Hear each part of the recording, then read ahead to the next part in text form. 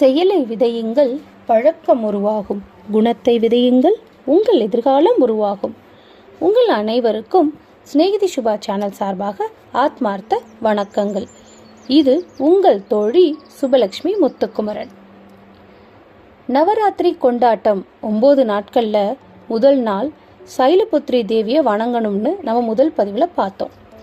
இன்னைக்கு 2வது பதிவு, அடுத்த தேவியோட வழிபாடும் மந்திரமும். நவராத்திரியின் 2வது நாளில் வழிபடப்படுறது அன்னை தேவியின் 2வது வடிவமான பிரம்மச்சாரிணி. பிரம்மச்சாரிணினா பக்தியுடன் கூடிய துறவரம் செய்பவள் அப்படின்னு பொருள். அவள் துர்காவோட அற்புதமான உருவத்தில் பெரும் சக்திகளுடன் தெய்வீக அருளுடனும் நம்மை ஒளிரச் செய்பவள். ஒரு கையில் ருத்ராட்ச மாலையும் மறு கையில் கமண்டலத்தையும் ஏந்தியிருப்பா. தேவியின் இந்த வடிவத்திற்கு 2 கரங்கள் மட்டும்தான் இருக்கும். சிவபெருமான கணவனாக பெறுவதற்கு கடுமையான தவம் செய்து துறவு வாழ்க்கை வாழ்ந்ததால் இந்த பெயர் இவங்களுக்கு வந்தது. தேவியின் இந்த வடிவத்தை வழிபடுவது தவம், துறவு மற்றும் பல்வேறு நற்பண்புகளுக்கு உகந்தது. அவள் ஆனந்தமானவள். தன்னை வணங்கும் அனைத்து பக்தர்களுக்கும் மகிழ்ச்சி, அமைதி, செழிப்பு மற்றும் கருணையை வழங்குகிறாள். பேரின்பமும் மகிழ்ச்சியும் நிறைந்தவள். அவள் விடுதலைக்கான வழி மோட்சம். அவளது தாமரை கைகளில் மணிகள் கொண்ட கழுத்தணி மற்றும் ஒரு தண்ணீர் பாத்திரத்தை வைத்திருப்பாள். தேவி தனது பெரும்பாலான நேரத்தை தியானத்தில் செலவிடுவதால் இந்த நாள், அதாவது நவராத்திரியோட 2ஆம் நாள், தியானத்திற்கு ஏற்றது. விரதங்களை மேற்கொள்பவர்களுக்கும் மந்திரங்களை உச்சரிப்பவர்களுக்கும் பக்தியுடன் தியானம் செய்பவர்களுக்கும் தேவி அன்பு, வெற்றி, அறிவு மற்றும் ஞானத்தை கொடுக்கிறார்.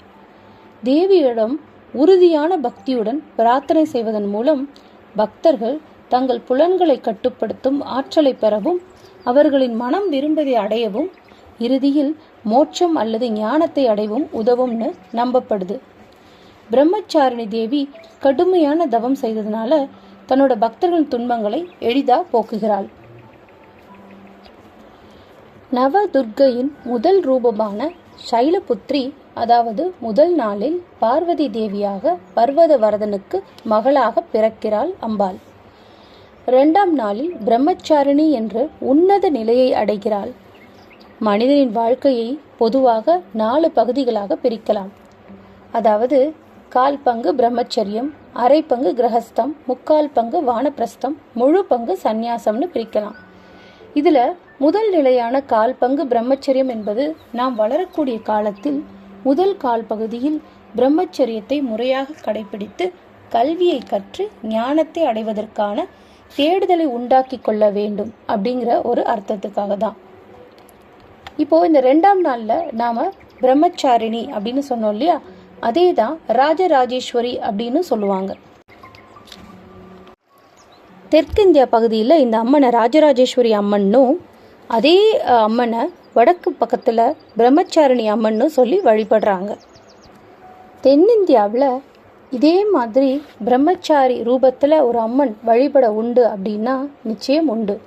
அது கன்னியாகுமரியில் இருக்கக்கூடிய குமரி அம்மன் தான். இவராலேயே இந்த ஊரிற்கு குமரின்ற பெயர் கூட வந்தது. குமரியாக அல்லது கன்னியாக அம்பாள் நின்ற கோலத்தில் தவம் செய்த இடம். இங்கே அவளுடைய ரூபம் பிரம்மச்சாரிணி என்ற ரூபம்தான். இந்த கோலத்தை தான் நாம் நவராத்திரியோட 2ஆம் நாளில் வழிபடுறோம். பிரம்மச்சாரிணி அம்பிகைக்கு வாகனம் எதுவுமே கிடையாது. ரொம்ப எளிமையாக இருப்பாங்க. சரி, என்ன பிரசாதம் வச்சு வழிபடலாம் அப்படின்னா, இந்த நவராத்திரி 2ஆம் நாளில் கட்டம் வகை கோலமிட்டு முல்லைப்பூ மற்றும் மருவு இலை வகையை கொண்டு வழிபாடு செய்யணும். நைவேத்தியமாக புளி சாதமும், பழ வகையாக மாம்பழமும், தானியமாக வேர்க்கடலை, சுண்டலும் வைத்து வழிபடலாம். மஞ்சள் நிற வஸ்திரம் அணிவித்து கல்யாணி ராகத்தில் அமைந்த பாடல்களை பாடி நம்ம துதி பண்ணலாம். சரி, பிரம்மச்சாரிணி அவங்க தேவியை வழிபடுறதுக்கு தியான மந்திரம் இருக்கும் இல்லையா, அந்த மந்திரம் தான் இது. ததாநகர பத்மபியம் அக்ஷமாலா கமண்டலம் தேவி பிரச்சி தட்டுமயி பிரம்மச்சாரின நுத்தன. அவங்கள வழிபட்டா என்ன பலன்கள் கிடைக்கும்? பிரம்மச்சாரிணி தேவியை வழிபட்டா தெளிந்த அறிவும் ஞானமும் ஏற்படும். அறிவு என்பது படித்து அறிந்து கொள்வது. ஆனால் ஞானம் என்பது இறைவன் மட்டுமே அருளக்கூடியது. மனதில் உள்ள கவலைகளை தீர்த்து தைரியத்தை தரக்கூடியவளாக இந்த பிரம்மச்சாரிணி தேவி விளங்குகிறார்.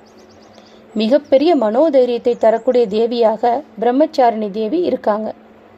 அதோட சேர்த்து மனிதனுக்கு தேவையான பொறுமையையும் தரக்கூடியவங்க தான் இந்த தேவி.